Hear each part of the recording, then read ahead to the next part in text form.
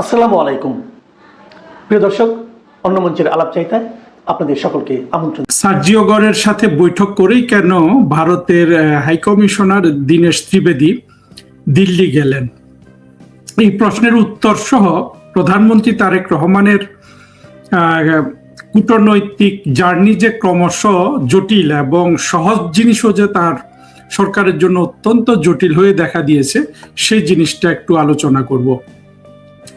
ত্রিবেদী সাহেবের দিল্লি যাওয়াটা president Donald ট্রাম্পের স্পেশাল এনভয় সার্জিও গরের সাথে বৈঠকের সাথে যেমন সম্পৃক্ত, তেমন সম্পৃক্ত কিন্তু প্রধানমন্ত্রী পররাষ্ট্রমন্ত্রী ডক্টর খলিলের সাথে তার যে বৈঠক হলো সেটা নিয়ে। বৈঠকটা হয়েছে আসলে অস্বাভাবিক রকম দেরিতে। ত্রিবেদী সাহেব ঢাকায় এসে 25 দিন পরে, 25 না মানে 2-2.5 সপ্তাহের মধ্যে কিন্তু রাষ্ট্রপতির সাথে তিনি দেখা করে পরিচয়পত্র পেশ করেছেন। ঠিক একটা আদর্শিক অবস্থান হলে, অর্থাৎ দুটি প্রতিবেশী দেশের সাথে যদি একটা স্বাভাবিক সম্পর্ক থাকে বা বন্ধুত্বপূর্ণ সম্পর্ক থাকে, পররাষ্ট্রমন্ত্রীর সাথে কিন্তু ত্রিবেদী সাহেবের বৈঠক হওয়ার কথা ছিল উইদিন উইক, 1 সপ্তাহের মধ্যে, কিন্তু সেটা হয়েছে প্রায় 1 মাস 5 দিন পরে বা আরো একটু পরে। দিনগুলোর হিসাব নাই, এর আগের কোনো একটা ভিডিওতে দিয়েছিলাম। এই যে একটা অস্বাভাবিক দেরি, এটা কিন্তু তারেক রহমান বলুন, খলিলুর রহমান, ইনাদের কূটনৈতিক অপরিপক্কতার শামিল। যদিও তারা এটাকে অবশ্যই কেউ কেউ দেখছেন ভেতর থেকে, হয়তো হুমায়ুন কবির, তারেক রহমানের উপদেষ্টা হুমায়ুন কবির হয়তো এটাকে দেখবেন যে ইউনুস যে শিখিয়ে দিয়ে গেছিল, বা জঙ্গিরা তারও আগে, বা আশরাফ কায়সার যে শিখিয়েছিল যে ভারতের চোখে এখন থেকে চোখ রেখে কথা বলতে হবে, সেই চোখে চোখ রেখে কথা বলার মতো করে তারা দীনেশ ত্রিবেদীকে পররাষ্ট্রমন্ত্রী খলিল সাহেবের সাথে দেখা করতে দিলেন না অনেক দিন। আবার এটা শোনা যাচ্ছে যে ভারত থেকে যে তারেক রহমান সাহেবকে যে ব্রিক্স সম্মেলনের আমন্ত্রণ জানানো হলো, সেখানে তারেক রহমান সাহেবকে প্রধানমন্ত্রী হিসাবে উল্লেখ করা হয়নি। তাকে বিমস্টেকের নামে যে একটা আঞ্চলিক সংগঠন আছে, যেটা অত্যন্ত গুরুত্বপূর্ণ, যেটার প্রসপেক্ট অনেক ভালো, সার্কের তো কোনোই প্রসপেক্ট নাই। আসলে তারেক রহমান সাহেবের আব্বা প্রেসিডেন্ট জিয়াউর রহমানের স্বপ্ন ছিল সেই সার্ককে যদি সফল করতে হয় বা করতে পারতেন, বিএনপির জন্য তো এটা একটা ভালো জিনিস ছিল, কিন্তু তারা সেটা পারবেন না পাকিস্তানের কারণে। সেটা ভিন্ন আলোচনা, এখানে যাচ্ছি না। সার্ক যেহেতু অচল, সেই ক্ষেত্রে আমাদের এই অঞ্চলে বিমস্টেক সংগঠনটা আঞ্চলিক সংগঠন হিসাবে কিন্তু অত্যন্ত প্রমিজিং, এবং এটা গঠন করেছিলেন কিন্তু একজন অন্যতম প্রধান উদ্যোক্তা ছিলেন প্রধানমন্ত্রী শেখ হাসিনা। এখন বিমস্টেকের প্রেসিডেন্ট উনি, ওই যে ইউরোপিয়ান ইউনিয়নের মতো, ইউরোপিয়ান ইউনিয়নে কিন্তু প্রতি ওখানে কি মাস না বছর ঘুরে একজন করে প্রেসিডেন্ট থাকে, অর্থাৎ প্রত্যেক দেশের প্রাইম মিনিস্টার প্রেসিডেন্ট, ইউরোপিয়ান ইউনিয়নের প্রেসিডেন্ট থাকে। বিমস্টেকেও দেখা যাচ্ছে যে এইটা আছে। 2 বছরের জন্য বোধহয় তারেক রহমান সাহেব প্রেসিডেন্ট, ওনাকে বিমস্টেকের প্রেসিডেন্ট হিসাবে দাওয়াত দিয়েছে, অর্থাৎ হিসাবে দেয় নাই, প্রধানমন্ত্রী হিসাবে দেয় নাই। ঘটনাটা সত্য হওয়ার সম্ভাবনা কেন, এটা নিয়ে ভারতের যে এক্সটার্নাল অ্যাফেয়ার্স মিনিস্ট্রি আছে সেখানেও প্রশ্ন করা হয়েছে এবং অনেকে এটা নিয়ে কথা বলেছেন। তারেক রহমান সাহেব যদি এই যে চোখে চোখ রেখে কথা বলতে চান, এই যে ভারত মাঝে মাঝে এইভাবে চোখে চোখ রেখে কথা বলবে, তাহলে চোখে চোখ রেখে কথা বলা হবে। আর স্বভাবতই চোখে চোখ রেখে কথা বলতে গেলে তো আসলে সেখানে কোনো কূটনীতি হবে না, বন্ধুত্ব হবে না। যদিও আমরা দেখেছি যে ভারত সরকার, প্রধানমন্ত্রী নরেন্দ্র মোদী, উনার পররাষ্ট্রমন্ত্রী জয়শঙ্কর অত্যন্ত আহ্লাদের সাথে তারেক রহমানকে তারা বাংলাদেশে এসে যাতে তিনি প্রধানমন্ত্রী হন এই ব্যাপারটা ফ্যাসিলিটেট করেছেন, এটা আর এখন গোপন নেই। কিন্তু তারা যেটা ফ্যাসিলিটেট করেছেন সেইটার ন্যূনতম কোনো রিফ্লেকশন তারেক রহমান সরকারের কোনো অংশের ব্যবহারে দেখা যায় না। আমরা শুনেছি তারেক রহমান সরকার ভারতে যাবেন না, কারণ পুশব্যাক বন্ধ হচ্ছে না, পুশ ইন পুশব্যাক, এসব কথা বলা হচ্ছে। তারেক রহমান সরকার যে আসলে দিল্লির সাথে স্বাভাবিক সম্পর্ক করতে পারেন না, এটা মূলত ওনার ডোমেস্টিক যে নিড আছে, জামাত, হেফাজত এবং এনসিপি কে খুশি করা, বা তাদের থেকে তিনি তিরস্কৃত হতে চান না, ফুয়াদ থেকে তিরস্কৃত হতে চান না, শাহরিয়ার থেকে তিরস্কৃত হতে চান না। এইটা ছাড়া আমি কিন্তু কোনো কারণ দেখি না তারেক রহমান সরকার চোখে চোখ রাখছেন। এখন চোখে চোখ রাখলে তো ভারতের তো চোখে চোখ রাখার সুযোগ একটু বেশি, আমি তো মনে করি অনেক বেশি, কিন্তু এখানে অনেক বেশি বললে আবার বিএনপির বন্ধুরা কিংবা জঙ্গিরা এসে তারা তাদের গালিগুলা দিয়ে যাবে, সেই জন্য একটু রেস্ট্রিন করে বলি যে চোখে চোখ রাখতে গেলে তো চোখ যার বড় সেই বেশিক্ষণ ধরে রাখতে পারবে। তো তারেক রহমান সাহেব সেই চোখে চোখ রেখে দীনেশ ত্রিবেদী সাহেবকে প্রায় সোয়া মাস বসিয়ে রাখলেন, পররাষ্ট্রমন্ত্রীর সাথে দেখা করতে দিলেন না।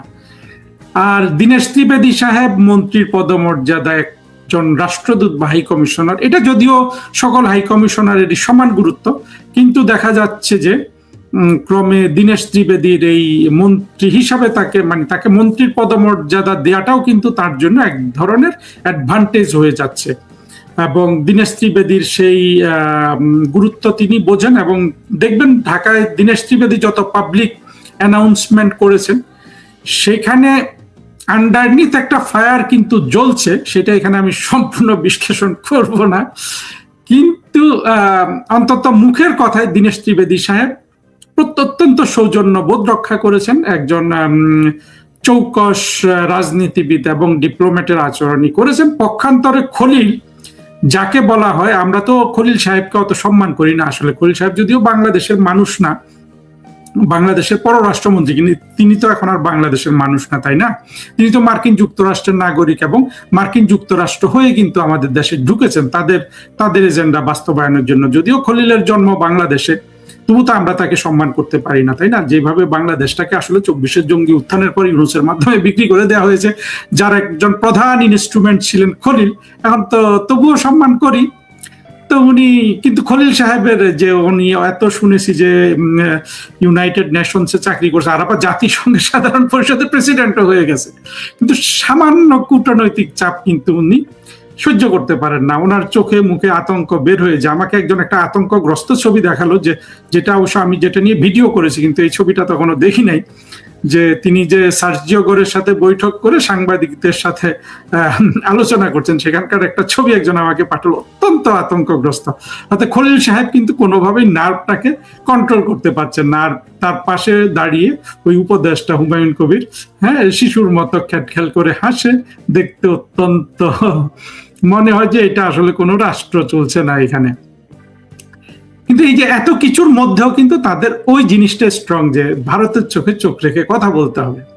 স্বভাবতই দীনেশ ত্রিবেদী সাহেব খলিল থেকে যা শুনেছেন, তারপরে ইয়ের সাথে তার যে আলোচনা হলো, যে সার্জিও গোরের সাথে, এই আলোচনাগুলো নিয়ে তিনি দিল্লিতে নিশ্চিতভাবে প্রধানমন্ত্রী নরেন্দ্র মোদীর সাথে আলোচনা করবেন। এবং বর্তমানে ভারত বাংলাদেশ কূটনীতিতে আসলে বড় প্রভাবক তো ভারতের প্রধানমন্ত্রীর কার্যালয়, ঠিক সাউথ ব্লক যেটাকে বলে, পররাষ্ট্রমন্ত্রীর কার্যালয়ে আর নাই। সেই দিক থেকে এটার গুরুত্ব তারেক রহমান বুঝলেও দিতে পারছেন না, কারণ হলো তার অন্য বাধ্যবাধকতা আছে। আর দীনেশ ত্রিবেদী সার্জিও গোর কি আলোচনা করেছেন, এইটা কিন্তু কোনো জায়গায় প্রকাশিত হয় নাই। আমরা একটা জিনিস ভুলে যাই, কারণ আমরা সবাই কিন্তু ওই যে শাহেদুজ্জামান দ্বারা আক্রান্ত, তারেক রহমানের সরকার। আর একটা মনিরুজ্জামান হলো এক মেজর জেনারেল, আর শাহেদুজ্জামান হলো ঢাকা বিশ্ববিদ্যালয়ের ইন্টারন্যাশনাল লয়ের সাবেক প্রফেসর। এই ধরনের পাকিস্তানি জঙ্গিরা যখন তারেক রহমান সরকারের উপর ইন্টেলেকচুয়াল বিল্ড আপ করে, প্রেশার, সাথে আছে সাকিব আলী, আমাদের ফরেন সার্ভিসের এক সাবেক অফিসার, এবং লতিফুর রহমান, বিখ্যাত কেয়ারটেকার সরকারের প্রধান 2001 সালের লতিফুর রহমানের মেয়ের জামাই, যদিও মেয়ের জামাই হিসাবে এখন আর নাই, কারণ ওদের মধ্যে ছাড়াছাড়ি হয়ে গেছে। সাকিব আলী, শাহেদুজ্জামান আর মনিরুজ্জামান, মেজর জেনারেল মনিরুজ্জামান এক অবসরপ্রাপ্ত মেজর জেনারেল, সে একটা দোকান খুলেছে, থিঙ্ক ট্যাঙ্ক নামে, সেখানে আবার শেখ হাসিনা সরকারেরই সুবিধাভোগী দু একটা রাষ্ট্রদূত দেখি যে ওখানে ঢুকে ম্যান করে আধা ইংরেজিও বলতে পারে না এগুলো। আমিও শেখ হাসিনার জায়গায় থাকলে তো এগুলোকে আসলে অনেক আগে বাড়িতে পাঠিয়ে দিতাম, কিন্তু শেখ হাসিনার মায়ার শরীর, অনেক দয়া মনে, একটাকে 3 বছর 5 বছর উনি দিয়েছেন, এক্সটেনশন দিয়েছেন। আওয়ামী লীগের কোনো না কোনো নেতার অবশ্যই নেতা বলুন বা কারো না কারো রিকমেন্ডেশন তো তাই, একদম গুড ফর নাথিং। ওগুলাকে আবার মনিরুজ্জামান ইদানিং নিয়ে যাচ্ছে, সেখানে ওখানে বসিয়ে দিচ্ছে, এরা দাঁড়িয়ে দাঁড়িয়ে 2 মিনিটের ভিডিও করে তার পরিচয় দিচ্ছে। এত আনকুত লোকগুলো, আনকুত মানে না, আনকুতই বলা যায়, মানে আনসিভিলাইজড আনকুত, কোনো কিছু না শিখে রাষ্ট্রদূত হয়ে টাকা পয়সা কামিয়ে এখন অবসরে গিয়ে মনিরুজ্জামানের সাথে গাঁট বেঁধেছে। এদের না আছে বুদ্ধি, এদের না আছে আসলে কোনো সিস্টেমেটিক শিক্ষা, যে শিক্ষা থাকলে কূটনীতিতে ভালো করা যায়, সেগুলোও এদের কিন্তু নাই। এই অবস্থায় যখন তারেক রহমানের সরকারের কি বলবো যে পথ চলা এতটা খারাপ, আজকে আমি আবারও আগেও বলেছি যে দেখেন তারেক রহমান সরকার যে সার্জিওগড়ের সাথে মিটিং করলেন, সেখানে ওনাকে একজন মানে উপজেলা চেয়ারম্যানের মতো বসিয়ে রাখা হয়েছে, মাঝখানে 2 দিকে 2 লাইন, 1 লাইনে কাচুমাচু করে সার্জিওগোজকে বসানো হয়েছে। পৃথিবীর কোথাও কিন্তু একজন বিদেশি গেস্টকে এইভাবে বসানো হয় না, তাকে একটু সম্মান দিয়ে বসানো হয়। অর্থাৎ সার্জিওগড়কে সে ওনাকে কেউ বলছে রাষ্ট্রদূত, কেউ আসলে তো ওনাকে মন্ত্রীর মর্যাদায় রিসিভ করা হয়েছে। প্রেসিডেন্ট ডোনাল্ড ট্রাম্পের সাথে ওনার যে সখ্য, যা ওনার গুরুত্ব, সেখান থেকে তো মন্ত্রীর নিচে তো তাকে নামানো যায় না। কিন্তু মন্ত্রী না হলেও, শুধু একজন রাষ্ট্রদূত হলেও, কারণ অনেক রাষ্ট্রদূত কিন্তু বাইরে থাকে, যেমন ঢাকায় তাদের অফিস নেই, এগুলোকে বলে কনকারেন্টলি অ্যাক্রিডিটেড, অর্থাৎ সমাবর্তন দায় একই সাথে আর কি দায়িত্ব পালন করছে। তারাও যদি আসে ঢাকায়, তারেক রহমানের উচিত না এইভাবে একজন লর্ডের মতো আলাদা, মানে কোভিডের সময় বসলে না হয় কথা ছিল যে এরকম দূরে, সেটা এত ছোট একটা জিনিস দেখারও কিন্তু তারেক রহমানের কেউ নাই। সত্যি সত্যি বাংলাদেশটা যে 2024-এ ধ্বংস হয়ে একটা নতুন বাংলাদেশ হয়ে গেছে, এটা কিন্তু তার প্রমাণ। এটাকে আপনারা গুরুত্ব সহকারে বিবেচনা করবেন। অথচ দেখেন তারেক রহমানের আব্বা একজন প্রেসিডেন্ট, তারেক রহমানের আম্মা একজন প্রধানমন্ত্রী, তাদের আমলে তো বাংলাদেশের এই দুরবস্থা ছিল না। তারেক রহমান আজকে এমন ভাবে তিনি আসন গ্রহণ করতেছেন একটা গুরুত্বপূর্ণ বৈঠকে, যেখানে তাকে মনে হচ্ছে সিরিয়ার একজন রেবেল লিডার কিংবা আফগানিস্তানের রেবেল লিডার হিসাবে দেখা যাচ্ছে। আমি হাসি রাখতে পারি না এগুলো বলার সময়। আমার বন্ধুরা অবশ্য বলে যে আপনি কেন হাসেন, আপনি এগুলো দেখলাম হাসি। বলুন তো, তারা আমাদের বাংলাদেশটা আমরা 54 বছরে কত কি অর্জন করেছি। তারেক রহমানকে এখন মনে হচ্ছে সিরিয়ার একজন রেবেল লিডার। উনি মানে কিচ্ছু জানা নাই, ওই রাষ্ট্রের কোনো ইনস্টিটিউশনাল মেমোরি নেই, একজন বিদেশি গেস্টকে কিভাবে বসাবে।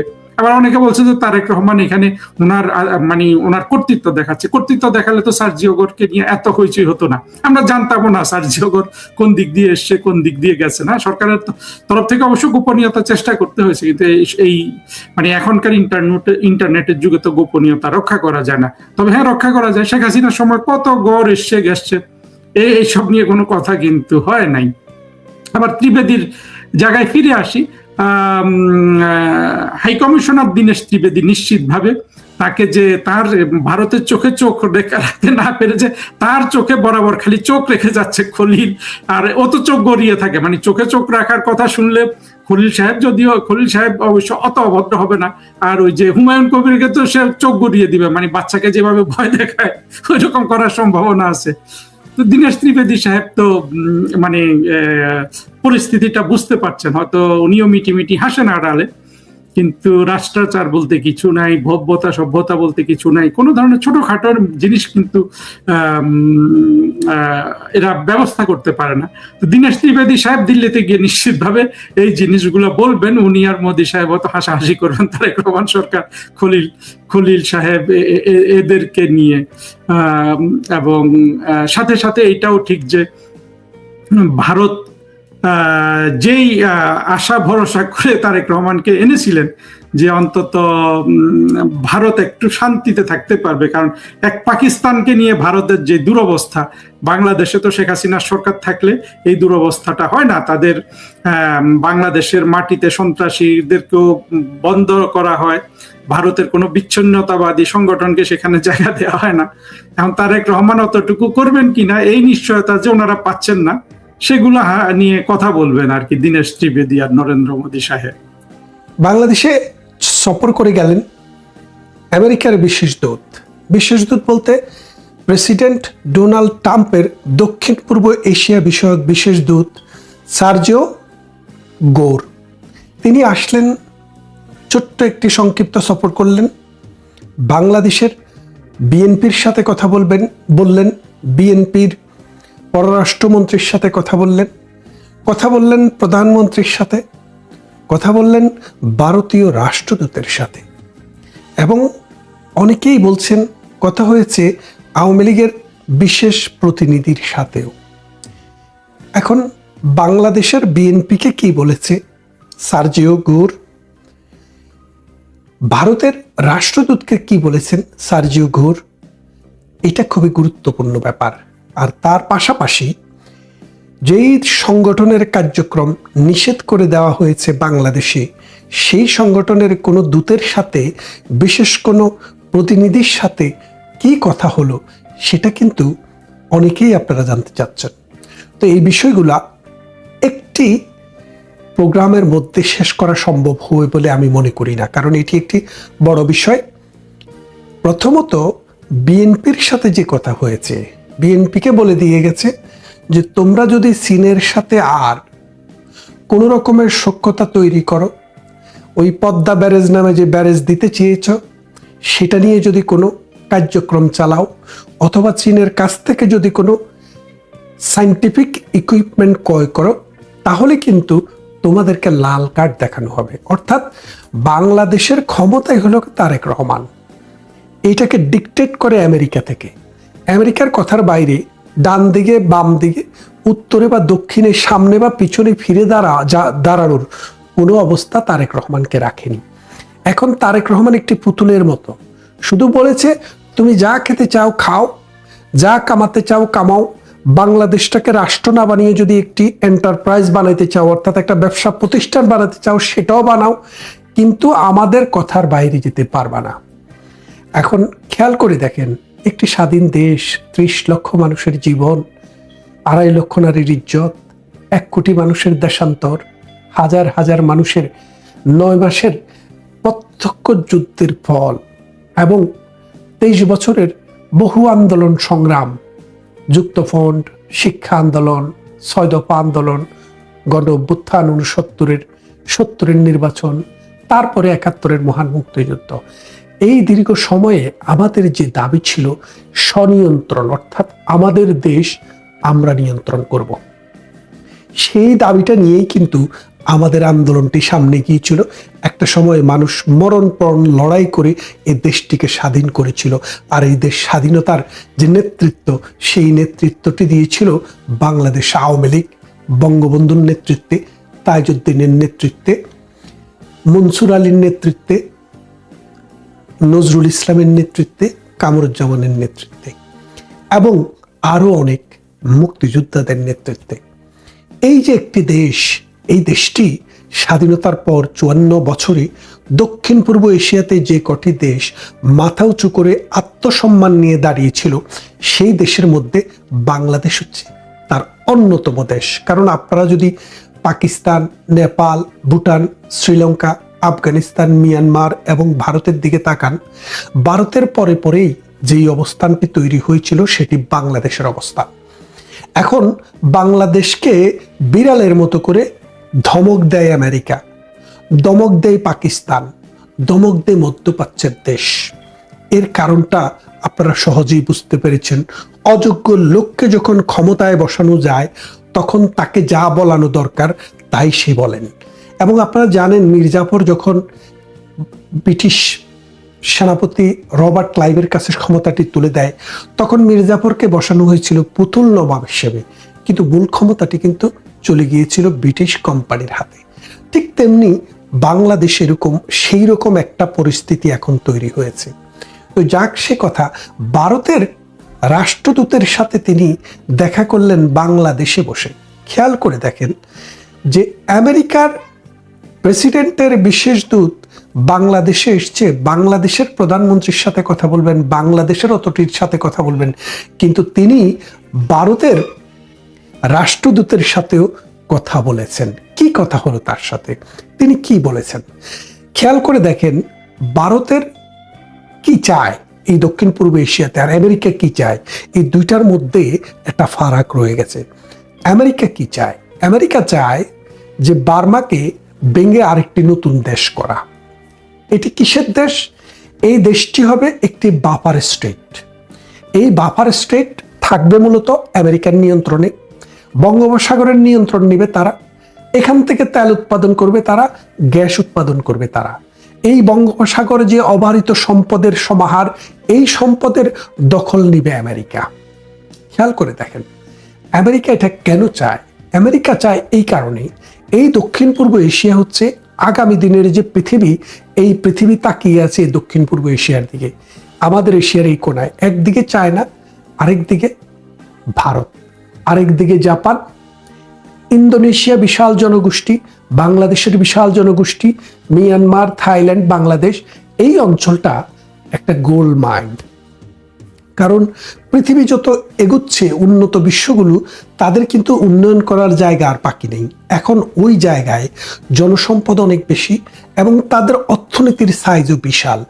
বাংলাদেশ একটি ছোট দেশ হলেও আমাদের অর্থনীতি বিশ্বের 30তম অর্থনীতি, ভারতের অর্থনীতি বিশ্বের 5মতম অর্থনীতি, জাপানের অর্থনীতি বিশ্বের 4র্থতম অর্থনীতি, চায়নার অর্থনীতি বিশ্বের 2য় অর্থনীতি। তার মানে হচ্ছে পৃথিবীর যে 5টি বড় অর্থনীতি, এই 5টি বড় অর্থনীতির 3টি কিন্তু আমাদের এশিয়ার এই কোনায়, এবং বঙ্গোপসাগর সম্পদের ভান্ডার।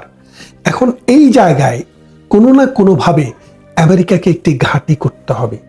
এই জায়গায় কোনো না কোনোভাবে মধ্যপ্রাচ্যের মতো একটি রাষ্ট্র তাদের তৈরি করতে হবে, যেই রাষ্ট্রে বসে তারা এই দক্ষিণ পূর্ব এশিয়াতে বসে ভারতকে কন্ট্রোল করবে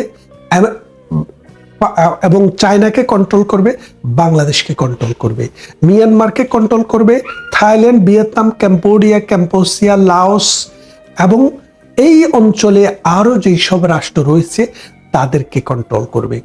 আর এই কন্ট্রোল করতে হলেই একটি সত্য নৌবহর ভারতের এই নাকের ডগায়, এই দক্ষিণ পূর্ব এশিয়ার এই কোনায় বঙ্গোপসাগরে এনে রাখতে হবে। খেয়াল করে দেখেন, যার কারণে ভারত এবং চায়নার মধ্যে যত দূরত্বই থাকুক, আমেরিকা যেন এই দক্ষিণ পূর্ব এশিয়ার এই কোনায় ঢুকতে না পারে, এই বিষয়ে কিন্তু এই দুটি রাষ্ট্রের মধ্যে একমত।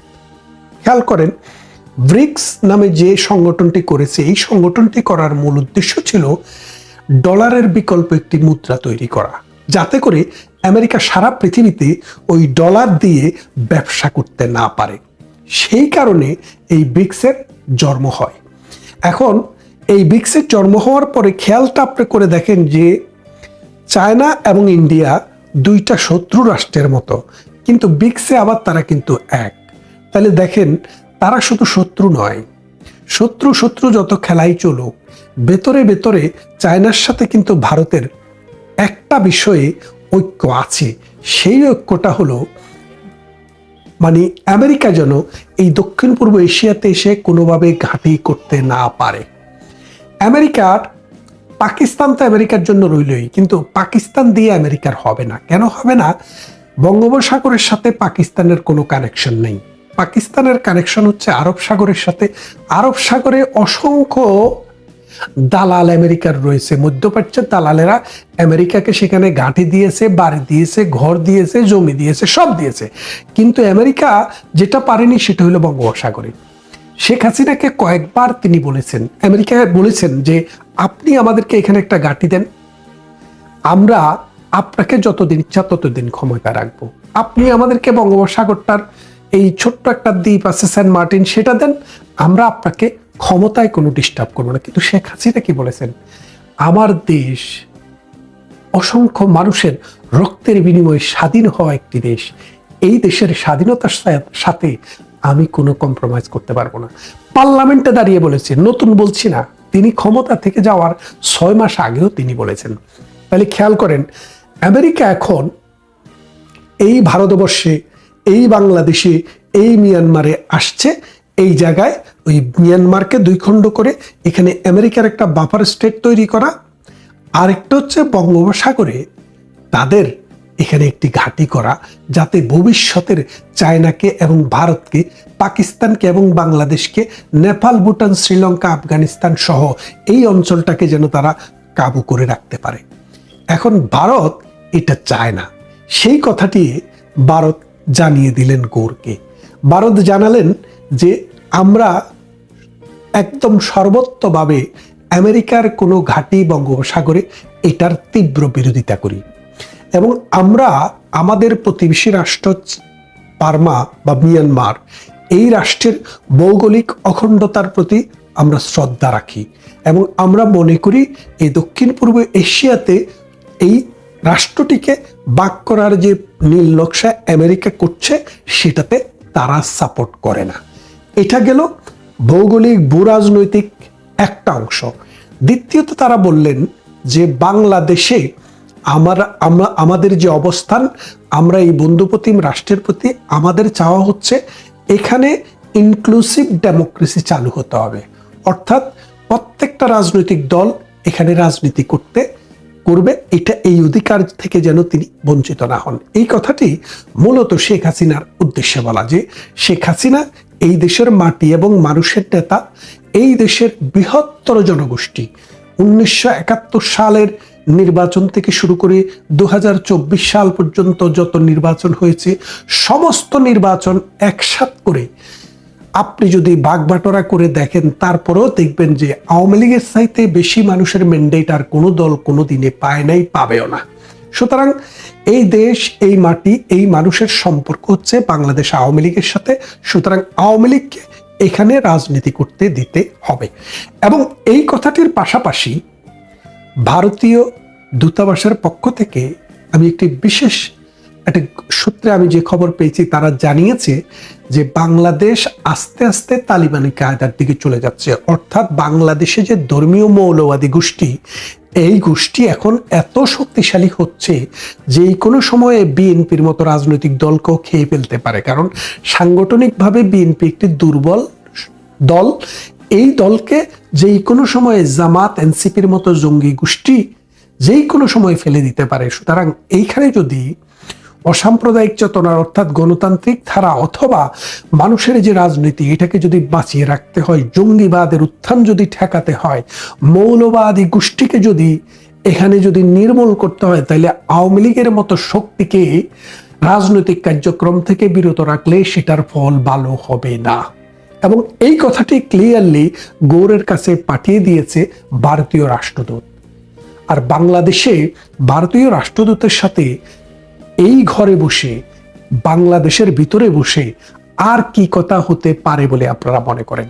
খেয়াল করে দেখেন, ভারত একদিকে বন্দর ব্যবস্থায়, অর্থাৎ এখানে কোনো ধরনের ঘাঁটির বিরুদ্ধে কথা বলেছে, বার্মাকে ভাঙার ব্যাপারে বিরুদ্ধে কথা বলেছে, এবং বাংলাদেশে সাম্প্রদায়িক শক্তির উত্থান রোধের জন্য বাংলাদেশ আওয়ামী লীগের রাজনীতিতে অ্যাক্টিভ ভূমিকার প্রয়োজনীয়তার কথা তারা তুলে ধরেছে। সুতরাং আপনারা বুঝতেই পারছেন যে গৌর আমেরিকায় গিয়ে এই খবরটি তার বসের কাছে, অর্থাৎ প্রেসিডেন্ট ডোনাল্ড ট্রাম্পের কাছে তাকে বলতে হবে। তৃতীয়ত, বাংলাদেশ বর্তমান সময়ে আমেরিকার চাটুকার ভিত্তি করতে করতে এমন একটা পর্যায়ে গেছে, আপনারা শুনেছেন বাংলাদেশ, আমরা যে গম কিনি, চাল কিনি পৃথিবীর বিভিন্ন দেশ থেকে, সেই তালিকায় আমেরিকা কখনো ছিল না। আমাদের তালিকায় ছিল ইউক্রেন, আমাদের তালিকায় ছিল রাশিয়া গমের জন্য, আমাদের তালিকায় ছিল আর্জেন্টিনা, আমাদের তালিকায় ছিল এই চালের জন্য ভারত, ভিয়েতনাম, পাকিস্তান, ফিলিপিন্স, এই সব রাষ্ট্র। এর কারণও আছে। কারণটা কি দেখেন, ভারত থেকে 1 মণ চাল কিনে বাংলাদেশে আনতে আমাদের যে খরচ হয় জাস্ট ট্রাক ভাড়া, আর আমেরিকা থেকে 1 মণ চাল কিনে আপনি যখন 27,000 কিলোমিটার যখন আপনি ভ্রমণ করে নিয়ে আসবেন, সেই খরচটা অনেক গুণ বেশি।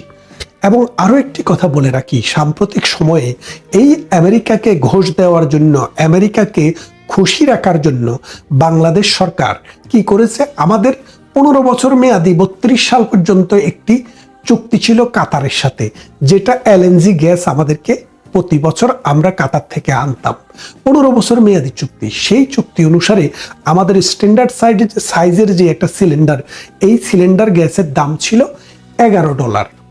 তো বাংলাদেশি টাকায় সেটা 1200 বা 1300 টাকার মতো হয়, এবং শেখ হাসিনার সময় পর্যন্ত এটা এই দামেই মানুষ কিনেছে। আর শেখ হাসিনা চলে যাওয়ার পর এই বাংলাদেশে জঙ্গি আন্দোলনে অর্থায়ন করা পিটার হাসের যে কোম্পানি ছিল, পিটার হাসের কোম্পানি আছে একটা আমেরিকাতে, একটা কোম্পানির সে দালাল, ওই কোম্পানির সাথে এখন 15 বছরের না 17 বছরের মেয়াদে চুক্তি করেছে। সেই চুক্তি অনুসারে ওই যেটা কাতার থেকে আমরা এই $11 দিয়ে কিনতাম, সেটার দাম এখন হচ্ছে $44। খেয়াল করে দেখেন, কোথায় $11, কোথায় $44, 4 গুণ বেশি দামে আপনি এখন আমেরিকা থেকে আনছেন। তার মানে ওই 1200 টাকার বোতল এখন আপনি 4000 টাকা দিয়ে কিনবেন, তারপরেও আপনি গ্যাস পাচ্ছেন না। কেন পাচ্ছেন না? আমেরিকা থেকে যখন উড়োজাহাজে করে, হেলিকপ্টারে করে বা শিপে করে যখন একটা শিপমেন্ট হয়, 3 মাস সময় লাগে বাংলাদেশের বন্দরে এসে সেটা খালাস হইতে। 3 মাসে বাংলাদেশের অর্থনীতির দাপন কাপন হয়ে যায়। আর যদি আপনি মিডল ইস্ট থেকে কিনেন, এটার জন্য 7 দিন সময়ের ভিতরে আপনার বন্দরে জাহাজ চলে আসে। তাহলে খেয়াল করে দেখেন, একদিকে দাম বেশি, আরেকদিকে আমেরিকার থেকে আনতে খরচও বেশি, তারপরও আমরা এখন আমেরিকার থেকেই আনছি। গমের কথাও বললাম, এই আমাদের গ্যাসের কথাও বললাম। ঠিক এমনিভাবে বাংলাদেশ সমস্ত সেক্টরে যে অবস্থা যাচ্ছে, আমেরিকাও এখন শঙ্কিত হতে বাধ্য। কেননা অর্থনীতি যখন মাটির নিচে ঢুকে যাচ্ছে, যেই দেশের অর্থনীতি 7% জিডিপি ছিল, তার আগে যে আর গত 4 মাসে জিডিপি হয়েছে 2.22%। আপনারা খেয়াল করে দেখেন, কোথায় 7%, কোথায় 2.22%। ঠিক এইভাবে যদি চলতে থাকে, এই মৌলবাদী দ্বারা বেষ্টিত, এই জঙ্গিবাদী দ্বারা বেষ্টিত আমাদের এই ভূখণ্ডটি বিলীন হয়ে যাবে। তাই ভারতীয় রাষ্ট্রদূত আমেরিকাকে সেই কথাটি মনে করিয়ে দিয়েছে, এই দেশটি থাকলেই তো আপনারা ব্যবসা করবেন, আর এই দেশটি যদি না থাকে, মৌলবাদ যদি এখানে মাথাছাড়া দিয়ে উঠে, এই জঙ্গিরা যদি এই দেশটাকে ক্যাপচার করে, তাহলে আমেরিকার লোকদেরকে ধরে ধরে রাস্তায় ঝুলাবে। সুতরাং এখনই সময়, আপনারা আপনাদের কণ্ঠটি একটু উঁচু করুন, শেখ হাসিনার মতো মানুষকে দেশে আসতে দেন।